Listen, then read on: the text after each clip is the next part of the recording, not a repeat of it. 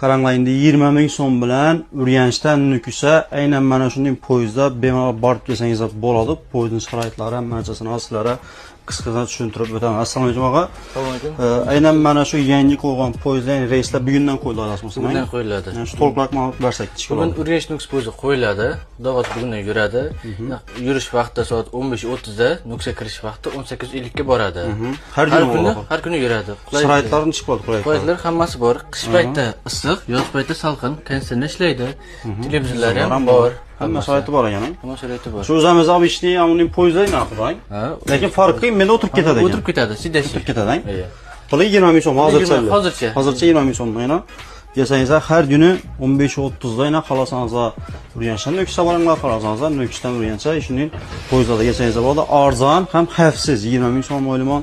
Tumzor gap. Ayniqsa talabalar uchun Nukusda ishlaydigan xodimlarimiz uchun 20 ming so'm sharoitlar ham, komfortlar ham hamma o'zina yarasha mos, xullas zo'r sharoitda kelib ketaverasizlar. Hojatxonasi hamma narsasi bor. Qulayliklar ham, mana zo'r xullas televizorina.